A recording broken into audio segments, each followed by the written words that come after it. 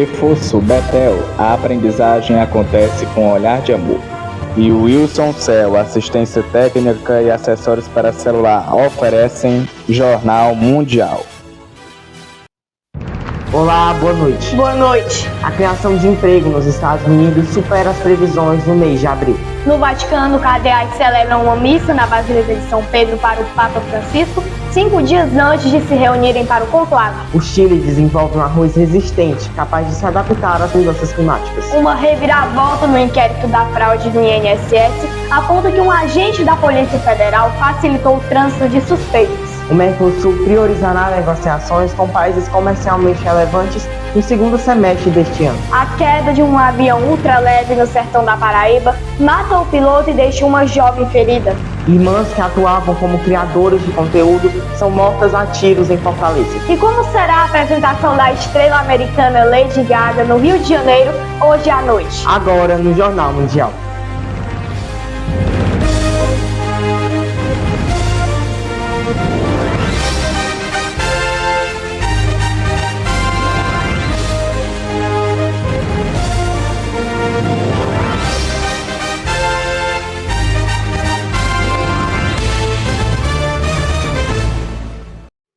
Um avião ultraleve caiu e matou o empresário Obed Pereira Matias, de 42 anos, na manhã deste sábado, na zona rural de Serra Grande, no sertão da Paraíba.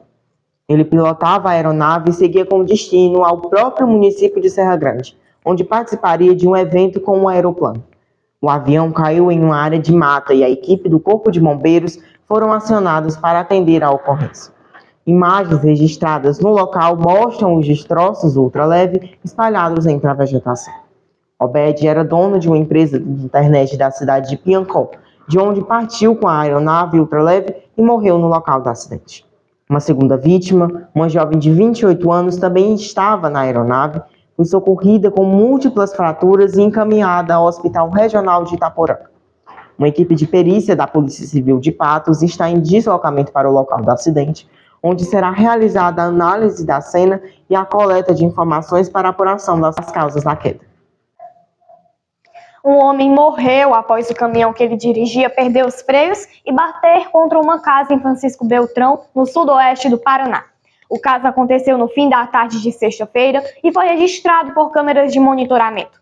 A vítima foi identificada como Claudemar Godin, de 34 anos. Ele deixa esposa e 3 filhos. Segundo informações apuradas pela TV Mundial, o motorista estava descarregando uma mudança na rua Igreme, no bairro Sadia, quando o veículo desceu desgovernado pela rua Ardelino Martini. Nas imagens é possível ver o caminhão-baú descendo a rua em alta velocidade e depois os moradores da rua correndo em direção ao acidente. O dono da empresa de mudanças informou e lamenta o caso e presta apoio à família do motorista. 2 irmãs que atuavam como criadoras de conteúdo foram mortas a tiros em Fortaleza na noite da quinta-feira. Vamos saber de mais detalhes com Elisiane Victória ao vivo. Boa noite, Elisiane. Que caso sério, hein? Boa noite, João Pedro. Boa noite, Vitória. Boa noite a todos que estão acompanhando o Jornal Mundial. E a notícia que trago hoje é sobre 2 irmãs foram mortas a tiro no Ceará, e uma delas estava grávida. Essas 2 irmãs eram criadoras de conteúdo e foram mortas a tiro no bairro Barra do Ceará, Fortaleza. O ataque ocorreu nesta quinta-feira, dia 1º. Bianca, mais conhecida como Bia, de 15 anos, e Maria Beatriz, de 20 anos. Elas estavam com um grupo de amigos na praia, até que os sujeitos chegaram em uma moto aquática e um bote a motor. Maria Beatriz morreu no local. Já Bia foi socorrida e levada para a UPA, mas não resistiu aos ferimentos e faleceu. Já os sujeitos fugiram e ainda não há detalhes. Essas foram as informações. Obrigado, João Pedro. Obrigado, Vitória. Vejo vocês aí no estúdio. De Elis, para o Jornal Mundial. Muito obrigada, Elisiane, pelas suas informações. Um ótimo domingo para você. Cardeais celebraram ontem uma missa na Basílica de São Pedro para o Papa Francisco, 5 dias antes de se reunirem para o conclave. Já hoje realizaram uma 9ª reunião de preparação para a eleição de um novo Papa. O cardeal Cláudio Gugerotti celebrou nesta sexta-feira uma missa na Basílica de São Pedro para o Papa Francisco, 5 dias antes dos cardeais se reunirem para o conclave. Um total de 133 cardeais votarão na próxima quarta-feira para escolher o novo líder espiritual dos 1,4 bilhão de católicos. Os chamados príncipes da Igreja realizarão 4 votações diárias, 2 pela manhã e 2 à tarde, exceto no primeiro dia. E queimarão as cédulas de votação em um forno para anunciar o resultado ao mundo. Fumaça preta se não conseguirem atingir a necessária maioria de 2/3, branca se o novo Papa tiver sido escolhido. O conclave é uma reunião que remonta à Idade Média, quando a proposta de eleger um soberano era uma ideia revolucionária. As deliberações são mantidas estritamente confidenciais, sob pena de excomunhão instantânea. Celulares e qualquer acesso à internet são proibidos. Os cardeais não têm permissão para ler jornais, ouvir rádio ou assistir à televisão. Qualquer contato com o mundo exterior é proibido. O próximo Papa deverá ser uma figura de consenso, capaz de recompor as diferentes correntes da forma mais colegiada possível, após um pontificado marcado por profundas divisões na Igreja Católica, destacou o vaticanista italiano Marco Politi. Muitos cardeais concordam que a eleição será curta, mas o especialista em Vaticano está cético. Este é o primeiro conclave em 50 anos em que há um forte sentimento de fratura dentro da Igreja, explicou Marco Politi, que prevê uma escolha entre um Papa que desacelera e outro que avança lentamente. Não haverá Francisco II, afirmou o especialista.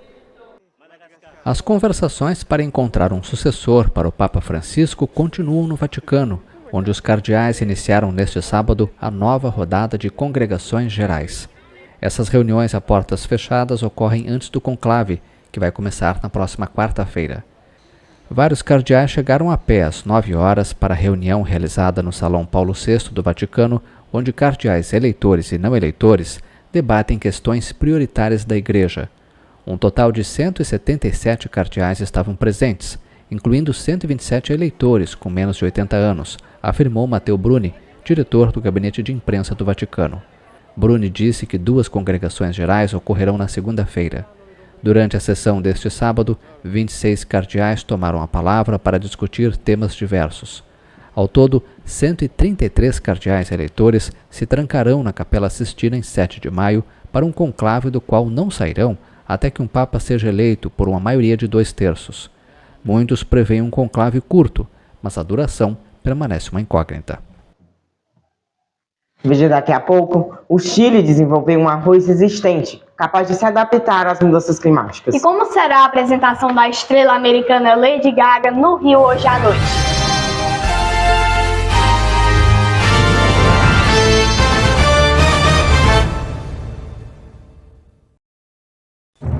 Jornal Mundial. Oferecimento: deputado estadual Sérgio Aguiar. Mais Ceará, mais desenvolvimento. Wilson Cell, assistência técnica e acessórios para celular. Reforço Betel, a aprendizagem acontece com o olhar de amor. Vereador Dinho do Frango, para fazer a diferença. E prefeita Betinha Magalhães.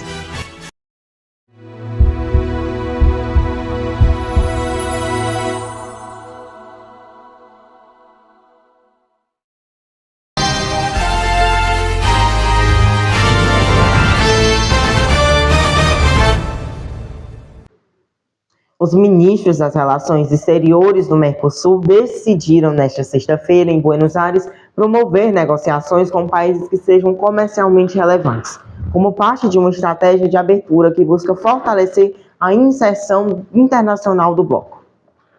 Os ministros das Relações Exteriores do Mercosul decidiram nesta sexta-feira em Buenos Aires promover negociações com países que sejam, abre aspas, comercialmente relevantes, fecha aspas, como parte de uma estratégia de abertura que busca fortalecer a inserção internacional do bloco. Os chanceleres do bloco se reuniram a portas fechadas no Palácio San Martín, sede do Ministério das Relações Exteriores da Argentina, país que ocupa a presidência rotativa do Mercosul.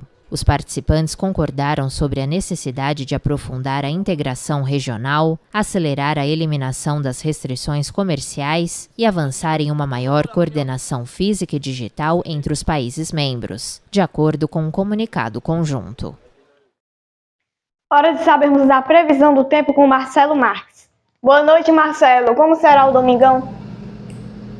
Oi, Vitória. Boa noite para você, para o João Pedro e boa noite para você. A previsão para este domingo é de perigo para chuva forte e volumosa, com risco para transtornos. A passagem de uma frente fria pela costa brasileira provoca essas condições. A circulação de ventos associados à presença de uma área de alta pressão posicionada próximo ao país contribui para a condição de tempo estável em boa parte das regiões sul e sudeste, excepcionalmente no litoral do Espírito Santo, onde a entrada de ventos úmidos do oceano pode estimular a formação de nuvens de chuva ao longo do dia. O litoral do Nordeste sofre com chuva pesada. Na região sul do país, o céu segue com poucas nuvens e o sol predomina na maior parte dos 3 estados do sul. Apesar disso, as temperaturas seguem amenas. Na região sudeste, quase sem chuva, à exceção do Espírito Santo. Nos demais estados, o predomínio segue sendo de tempo firme. Não há previsão de chuva significativa em nenhuma das áreas. Na região centro-oeste, ainda chove forte em parte do Mato Grosso e do oeste de Goiás, mas o tempo já deve abrir nas demais áreas. No Mato Grosso do Sul, no centro e leste de Goiás e no Distrito Federal, o predomínio será de tempo firme ao longo de todo o dia. Na região nordeste, com chuva volumosa, o maior destaque segue associado à chuva pesada que continua caindo entre a região do Recôncavo da Bahia e o litoral de Sergipe, onde o cenário é de perigo. A circulação de ventos associados à frente fria também já deve impactar sobre algumas áreas de Alagoas, que ficam sob condições para chuva forte. Por outro lado, áreas do interior nordestino continuam com predomínio de ar seco e sem previsão de chuva. Entre o interior do Piauí, do Ceará, do Rio Grande do Norte e da Paraíba, a umidade relativa do ar segue baixa e as temperaturas seguem bastante elevadas. E na região norte do Brasil, os temporais devem seguir se espalhando entre o Amazonas, Roraima e Amapá. Chove forte também entre Acre e Rondônia. No Tocantins, predomínio de tempo mais aberto em boa parte do estado. E nas capitais do Brasil, amanhã, em Porto Alegre, a mínima será de 14 graus e máxima de 27. No Rio de Janeiro, mínima de 16 e máxima de 29. Em Campo Grande, no Mato Grosso do Sul, mínima de 21 e máxima de 30. Em Belém, no Pará, mínima de 24 e máxima de 32 graus. E em Salvador, na Bahia, mínima de 23 e máxima de 28 graus. Um bom domingo a todos. Vitória e João Pedro. Obrigada, Marcelo. Um ótimo domingo para você. Criando expectativas, o Departamento do Trabalho americano anunciou nesta sexta-feira a criação de 177 mil empregos no último mês. Na Europa, a inflação da zona do euro permaneceu instável em abril em 2,2%, ainda acima da meta adotada pelo Banco Central Europeu. As contratações nos Estados Unidos aumentaram mais do que esperado em abril e o índice de desemprego permaneceu inalterado, apesar da incerteza gerada pelas tarifas impostas pelo presidente Donald Trump. Nesta sexta-feira, o Departamento do Trabalho comunicou a criação de 177 mil empregos no mês passado, um pouco abaixo dos 185 mil em março. Segundo o site de análises Briefing.com, especialistas esperavam um número bem mais baixo, na casa de 130 mil. O índice de desemprego permaneceu em 4,2, em linha com as expectativas. Após a divulgação dos resultados, Trump usou a plataforma Truth Social para destacar os números sólidos do emprego, lembrando que o país vive uma etapa de transição. Desde que retornou ao poder em janeiro, o republicano embarcou em uma guerra comercial que, segundo muitos economistas, provavelmente vai desacelerar o crescimento e aumentar a inflação, mas os efeitos ainda não foram sentidos porque o programa tarifário está nos estágios iniciais. Do outro lado do Atlântico, a inflação da zona do euro permaneceu estável em abril, em 2,2%, ainda acima da meta adotada pelo Banco Central Europeu, em uma trajetória que analistas acreditam que não deve alterar a política de corte nas taxas de juros. No último mês, a inflação subjacente, que exclui oscilações nos preços de energia e alimentos, subiu 2,7%, 0,3 a mais do que em março. Os analistas de mercado contactados pelas consultorias Bloomberg e FactSet projetavam uma inflação de 2,2% para abril, mais uma inflação subjacente de 2,5%. Os países bálticos ficaram claramente acima da média. Estônia registrou 4,4%, Letônia 4,1% e Lituânia 3,6%, enquanto a França ficou bem abaixo, com 0,8%. Uma reviravolta na operação sem desconto revelou um possível envolvimento de um policial federal no esquema de fraudes contra aposentados e pensionistas. Um inquérito aponta que o agente facilitou o trânsito de suspeitos. Uma reviravolta na operação sem desconto revelou o possível envolvimento de um policial federal no esquema de fraudes contra aposentados e pensionistas do INSS. As investigações para entender como seria a participação desse agente ainda estão em andamento. No entanto, durante uma busca na casa dele, foram apreendidos $200 mil em espécie, cerca de R$1.130.000. O policial, lotado no aeroporto de Congonhas, em São Paulo, alega que o dinheiro não tem relação com o caso do INSS e que prestará os devidos esclarecimentos às autoridades. No entanto, investigações apontam que ele poderia ter facilitado o embarque de suspeitos da fraude do INSS em áreas restritas do aeroporto e ainda utilizado viaturas da Polícia Federal de forma irregular na ocasião. A Polícia Federal identificou ainda movimentações suspeitas em suas viagens, como passagens compradas em cima da hora e voos bate e volta para Brasília. O relatório sugere que o agente fazia parte de uma possível engrenagem com supostas ramificações dentro da própria corporação. A operação, que já levou à demissão do ex-presidente do INSS e à prisão de outros envolvidos, segue. Até o momento da publicação deste vídeo, a operação sem desconto já deslocou mais de 700 policiais em 13 estados brasileiros e no Distrito Federal, cumprindo 211 mandados de busca e apreensão, com 6 mandados de prisão temporária sendo expedidos, 3 deles sendo cumpridos e 3 alvos ainda foragidos. Além do mais, R$1 bilhão em bens já foram apreendidos. Nos campos do sul do Chile, cada vez mais afetados pela seca, uma nova semente de arroz promete transformar seu cultivo. Com menos água, ela resiste a climas mais extremos sem diminuir sua produtividade. Durante milênios, a humanidade inundou campos de arroz para eliminar ervas daninhas e prevenir pragas. Mas a escassez de água alimentou uma corrida para desenvolver novas técnicas de produção para o alimento mais consumido no mundo. Na localidade de Niquén, na região de Ñuble, 400 quilômetros ao sul de Santiago, o engenheiro agrônomo Javier Muñoz conhecia apenas o alagamento de campos para produzir grãos.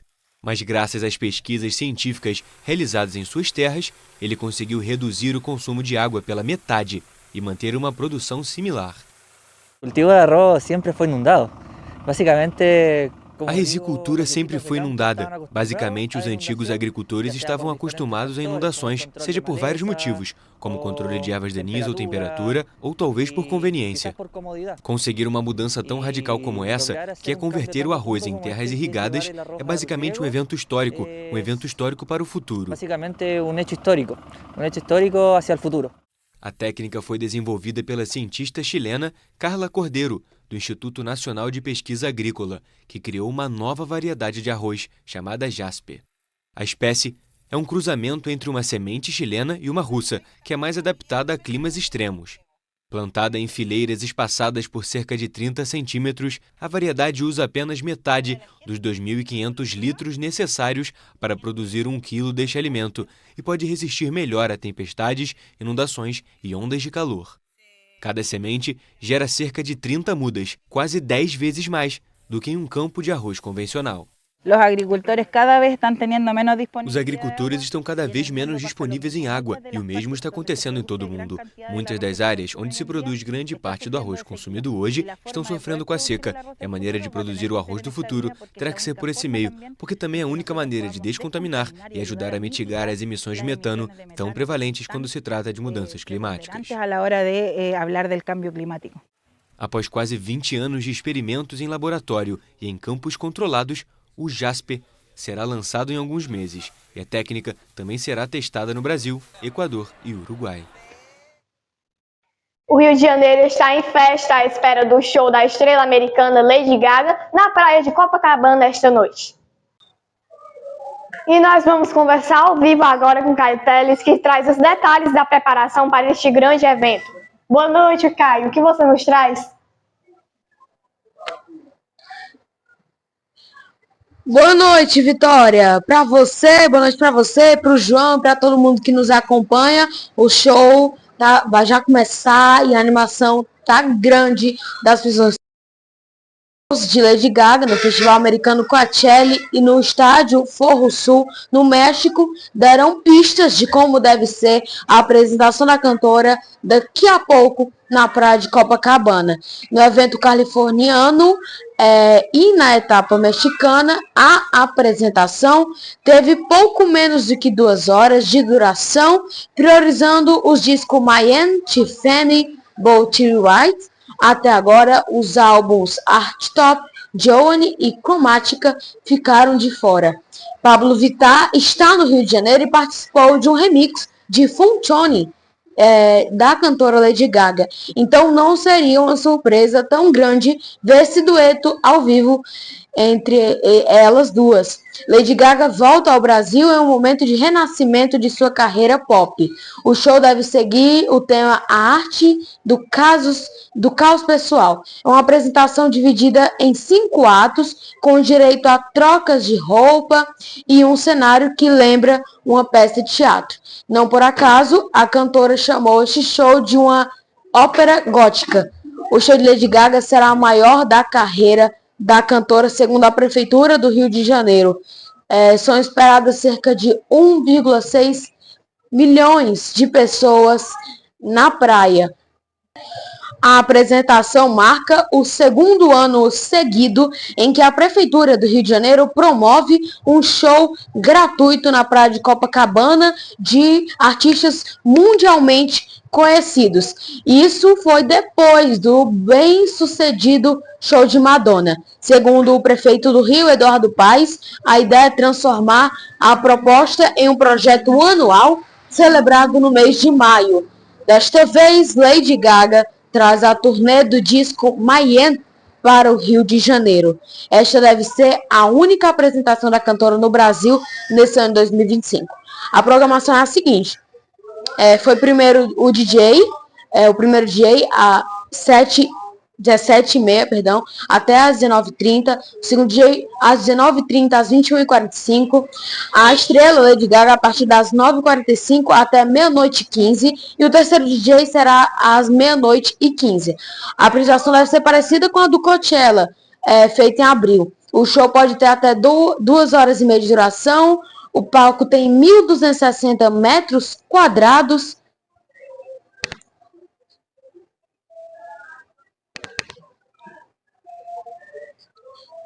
O palco conta com a passarela e um telão de LED de última geração. Serão 16 torres na praia, todas com telas de LED com a transmissão mais de perto, com o zoom, né, na maioria das vezes, do show. É isso, Vitória. Inclusive, amanhã no Revista Domingo vai ser mostrado como foi o show realmente. Boa noite para você, para o João, e um ótimo final de semana para vocês. Volta ao estúdio do Jornal Mundial. É com vocês. Tomara que supere a expectativa dos fãs. Muito obrigada, Caio, pelas suas informações. Um ótimo domingo para você. A TV Mundial vai estrear amanhã os 2 programas que estavam pendentes. O Mundo Rural, com Caio Teles, será exibido aqui no canal às 8h40 da manhã, e o Revista do Domingo com Clara Bezerra será às 20h30. Contamos com sua audiência. O Jornal Mundial de hoje termina por aqui. Para rever nossas reportagens, volte o vídeo aqui no YouTube e não se esqueça de seguir a nossa página lá no Instagram. Boa noite para você. Se inscreva no canal e deixe seu like. Boa noite, um ótimo domingo.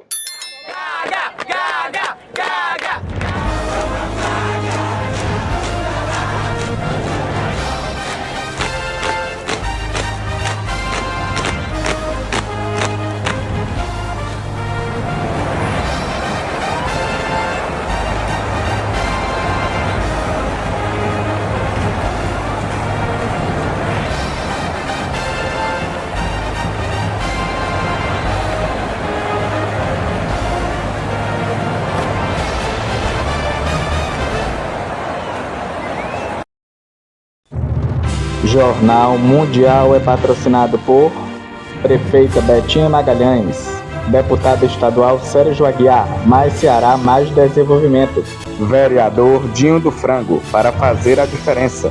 Reforço Betel, a aprendizagem acontece com um olhar de amor. E o Wilson Cell, assistência técnica e acessórios para celular.